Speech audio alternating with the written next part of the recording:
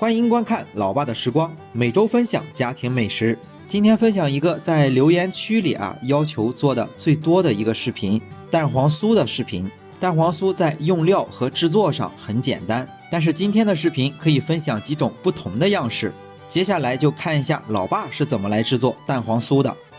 首先准备12个鸭蛋黄，腌制过的生鸭蛋取出来的蛋黄就是这种固体，但是鸭蛋黄有腥味，所以我们要拿高度白酒每个鸭蛋上喷上2至3下，给它去一下腥味。蛋黄用白酒喷完之后要放入到烤箱中烤熟，烤箱的温度设定是把烤箱预热到上下火都是180度，蛋黄放入到烤箱的中层烤5分钟左右，蛋黄微微冒油就烤好了。烤好后的蛋黄放在一旁备用，我们来和油面和油酥。先来制作油面，准备240克的中筋面粉，面粉中加入80克的无水的黄油。如果想用食用油代替黄油，我会把比例标注在配料里。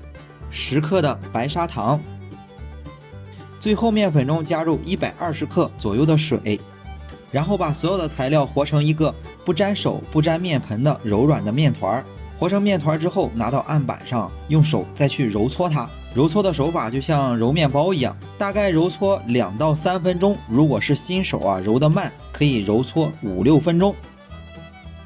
面团揉好之后取来保鲜膜把它给包好，不需要醒发，放在一旁让面团松弛一会儿。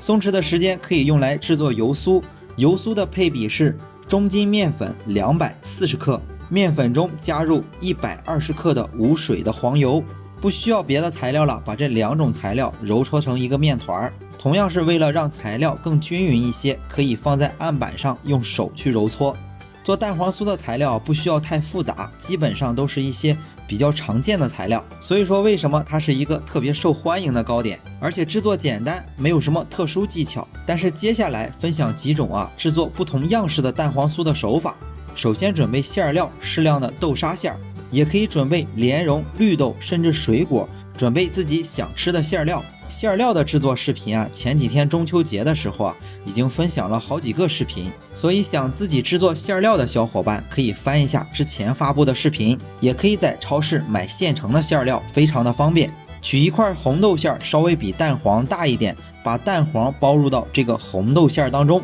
也可以根据自己的口味多用一点馅料，或者是少用一点馅料。我们可以剩余几个蛋黄包一种别的馅料，比如说包一个莲蓉馅。所有的馅料包好之后，把它放在一个盘子里备用。把烤箱的这个盘子腾出来，一会儿烤蛋黄酥用。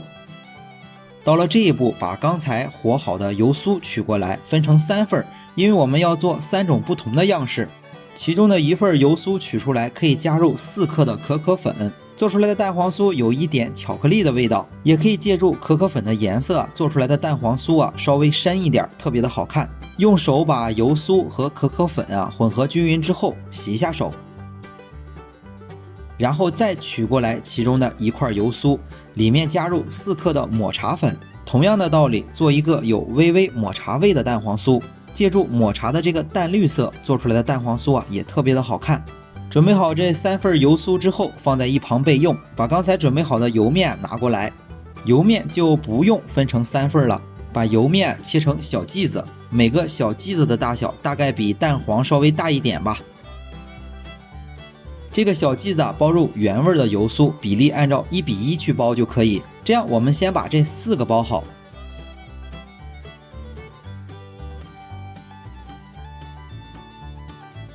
然后再切2个剂子出来，这次切的剂子每个剂子的大小是刚才的1倍，然后包入同等分量加入了可可粉的油酥。家用的烤箱一般是32升至38升的居多，这个配料呢大概是能制作20个左右的蛋黄酥，正好是2盘，这里时间有限，只先做1盘给大家展示。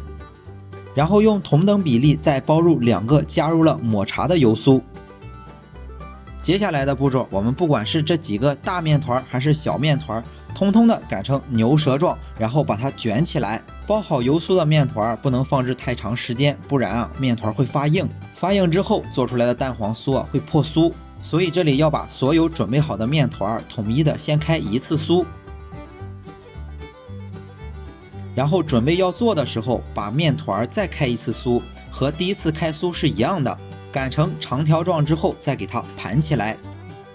紧接着把烤盘拿出来，然后把开了2次酥的面团擀得中间厚两边薄，掌心那么大，然后包入一个刚才准备好的馅儿。包馅的手法切个特写，大家自己看。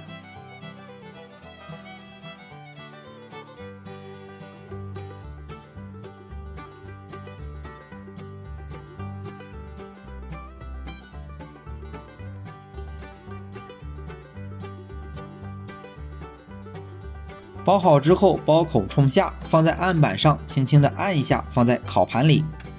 按照同样的手法，可以把准备好的4个小剂子做成这个样子的，然后来做另外2种样式。把刚才准备好的稍微大一点的面团给它2次开酥，手法是一样的，给它擀成长条状，然后慢慢的盘起来。这里注意一个小细节，就是我们2次开酥的时候，这个面团不需要太宽，因为我们要拿一个小刀在中间要把它给切开，切开之后就是一层一层的花纹，然后切口的那一面冲上，用手按一下，把它擀成一个面皮，同样也是两边薄，中间厚，包入一个馅料，也就是说这一个开好酥的面团可以制作2个蛋黄酥，剩下的加入了抹茶味的那个面皮制作手法和这个是一样的。这里为了节省时间就不做重复的展示了，我直接全速快进。直接快进到这一步，所有的蛋黄酥全部已经包好，把最早做的那4个原味的蛋黄酥的表面可以刷一层厚厚的鸡蛋黄液，不要弄错是鸡蛋黄，然后蛋黄酥上撒一点黑芝麻给它做装饰。好了，准备完毕，送入烤箱。烤箱的温度设定特别简单，先把烤箱预热到上火180度，下火180度，放在烤箱的中层烤25分钟左右。最近发现很多小伙伴的烤箱温度偏高，所以一定要注意观察，以免烤糊。每个里面都是现扒出来的一个鸭蛋黄自己炒的馅儿，再配合这2种制作方法，相信你自己在家里也能做出来顶级的蛋黄酥。黄油版的配料和食用油版的配料我都会放在备注栏。好了，今天的蛋黄酥就分享到这里。如果大家喜欢老爸做的美食一定要帮忙关注点个赞，谢谢大家。同样在备注栏或者是留言区，你都能找到老爸分享的美食的配方。